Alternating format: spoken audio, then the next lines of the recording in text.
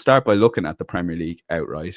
Take a look at the betting that we currently have on Matchbook.com. And Mark, look, I'll be honest, it's one of those markets that, yeah, it's probably as tight as title races we've had to cover. I mean, it's Man City and maybe Arsenal have battled it out at least at the start of the season. I know Liverpool were like 4 or 5 to 1 at the start of the season, but currently you can get Liverpool at 282. Big move on that in the last week or so based on the Isaac news. Arsenal 3.5, City 4.8, and you even have Chelsea there 12.5. So take it away in that top three, maybe starting with Liverpool, and they're strengthened their squad big time this summer. Yeah, I agree. It's a fascinating market, a fascinating title race this season. I can't remember the last time we had a three-pronged title race. So let's hope it plays out the way that the market expects, really, and we get that sort of race towards the end of April and May to, as you said at the start there, the excitement kind of ran out of the Premier League towards the end of last season with the Premier League title race done, the relegation race done. It was only really the European race that kind of kept us excited. But yeah, I think it's absolutely fascinating. And kind of straight off the bat, I say I've got views and opinions. This is probably the one I'm weakest on. If you do have a strong view, absolutely get stuck in. But for me, it's very difficult to. I can sort of be pro and against all three teams, and Liverpool are the fair favourites, so don't disagree with their position in the market at all. Kind of one of my shrewd friends and a few friends, we spoke in May. We were sort of just trying to decide who would be favourites on the opening show of the outrights when they came up, and I did expect it to be Liverpool based on their body of work, but their business over the summer has been very eye-catching, especially if they do get Isak over the line, as it seems they will. Florian Wirtz will tear this league apart if he adjusts. Frimpong is a really exciting right back or right wing back, if you like. Kirkaz has a tremendous season. Robertson probably didn't reach his own heights last season, so a potential upgrade there as well. Up front is probably a question mark for me.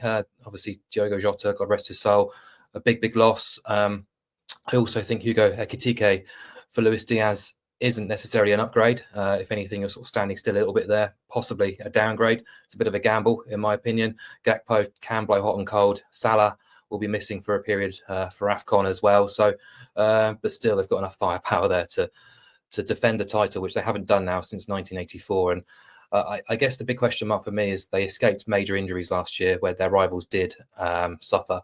That's something to bear in mind. They'll do well to avoid the same sort of luck this time around. So, but they did only lose 2 league games before the title was confirmed. They were the strongest team. They have got a progressive squad. No obvious weakness. Fair favourites, in my opinion. Okay, worthy favourites according to Mark, 282, but the price is the price, so we'll go elsewhere. Maybe before Arsenal, Mark, cover Manchester City, because there's 2 ways this can go. I feel that price is probably not the right price in some ways. If they're back to their best, they're probably tied close to favoritism with Liverpool, and if they're not, they're maybe closer to Chelsea. It's one of those prices that potentially can tempt you back in if you trust Pep Guardiola and his rebuilding abilities.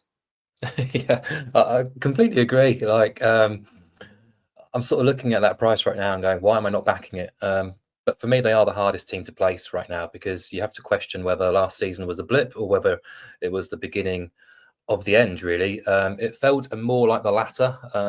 They've done some really good business, I think, in January and again this summer as well. Ryan Cherki will be really exciting. Aït-Nouri should cover that left-back problem. Reinders, a real technician who can fill that central midfield void. Rodri's back. Haaland fit and available from the off. But they did finish 13 points off the title. They won just once and lost 6 times in the travels at top half teams. And yeah, surprisingly, I looked at it. They earned the most points in the second half of last season. So you could say they were over their blip. But Liverpool did ease off. Arsenal had their injury problems. And I guess results kind of masked the performances more often than not. And we saw again in the FA Cup final against Crystal Palace, they're not the same side of old, or they weren't at least. And I think the biggest issue to consider is the FFP breaches. This time 12 months ago, it was on everyone's lips, sort of talking about them in the previews, the points deductions that could or may come, and they still haven't arrived yet, and that has to be sorted at some point. And that's the cloud that I sort of can't get over really when backing Man City is, if that does hit, whether it's 3 points, 6 points, 9 points, it could be enough to send them out of the title race. So without sort of knowing where we are there, I can't sort of back them with confidence. Yeah, I was watching a preview and it wasn't mentioned at all, and I was actually very surprised by that, because we don't live in a vacuum without those charges. I mean, the points deduction comes in, you're losing your money.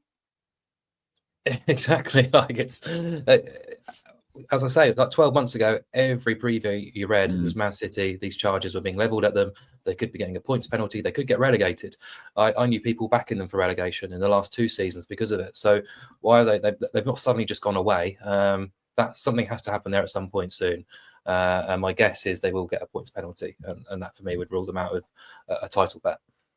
Okay, yeah, fascinating how that goes. It's going to get very messy, I'd say, over the coming months with that. Surely there'll be a decision made by the end of the season. Let's move on to now. It's important to stress throughout the season, the Mark and Adrian will be putting up bets and selections. This one is more of a lean, Mark, but if you had to have a bet at the current prices, you do feel slight bit of value with Arsenal at 3.5, which is 5-2. What is tilting you towards the edge? Good summer, they're due, a bit of everything, or? They are due, aren't they? What was it? Bridesmaids 3 years in a row now. Overdue, mate. I think they've got the raw materials to be a title winner. Outstanding defence. We've seen that not just last season, but the year before. They only actually lost 4 league games last year. They did run PSG closer than anyone else in the Champions League from the Premier League. And what went wrong? Well, injuries, ill discipline, a lack of cutting edge in attack. A very poor record defending set pieces, probably over-reliant on themselves, on their ability from the dead ball situations too. But ill-discipline, that can be improved. Injuries, that's often down to a bit of luck, really. They escaped it 2 seasons ago around Man City, incredibly close. Liverpool escaped them last year, so a bit more balance there will help. They could be a bit more fluid on the ball, of course, but Gyökeres will help. A fit Havertz will help. A fit Saka will definitely help. And I think Zubimendi is a nice addition to that midfield. Odegaard probably needs to re-find his best levels. But now you've got cover for Saka if he does be injured with Madueke. Expecting more from Lewis Skelly and Nwaneri, who've had breakout seasons in the squad. So I think there's a lot to like about them. I think there is room for improvement. Their record against the traditional Big Six is remarkably strong, actually, compared to the Arsenal of old. And their struggles actually came when sort of putting away teams outside of the bottom 6 and outside of the Big Six, really. And only Everton drew more games. So turn a few of those draws into wins, ideally with an actual striker leading your line, and you shouldn't be sort of reaching too hard to find a team who can find enough improvement to go very, very close. One slight concern, obviously you have to play all the same teams twice throughout the whole season, but Arsenal do have a very difficult start, don't they? So was it United, Liverpool, Newcastle away, City home, all in their first 7 games, and that is a little bit off-putting. If you make a slow start, it could be difficult to sort of recoup those points this season. Yeah, I'm fascinated, just before we move on from Arsenal, how they go about the set piece route, because defensively very strong, obviously, but I think they went way too far with it. I mean, the PSG game, you can't explain Thomas Partey taking long throw-ins, and how was he trying to make a statement to the board like in a Champions League semi-final? I just couldn't get my head around that. And I think the best reference I heard someone say or compare Arsenal saying in that PSG game, like, are Arsenal trying to be Stoke City with Rory Delap here? Because it's almost like they changed their whole philosophy to be based on set pieces, and that was the way to beat PSG. So they have to find the balance, because 3 seasons ago they were great fun, really exciting, entertaining, and often picked up points too. So they have to find that balance. And I did find Arsenal struggling to break teams down last 20 minutes, where I'm looking at Arteta going, what is the idea here? We need a plan B. So yeah, I definitely have my doubts for sure, but look, it's a lean for Mark. Huge season for Arteta, right?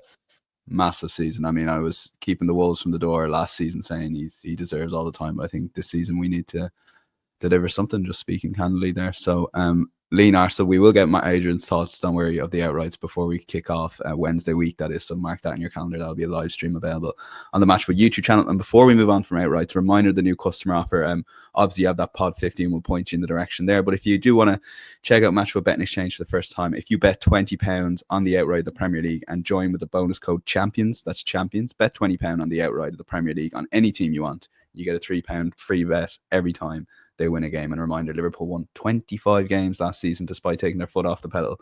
That's effectively £75 in free bets. Definitely our best offer yet when it comes to the outright.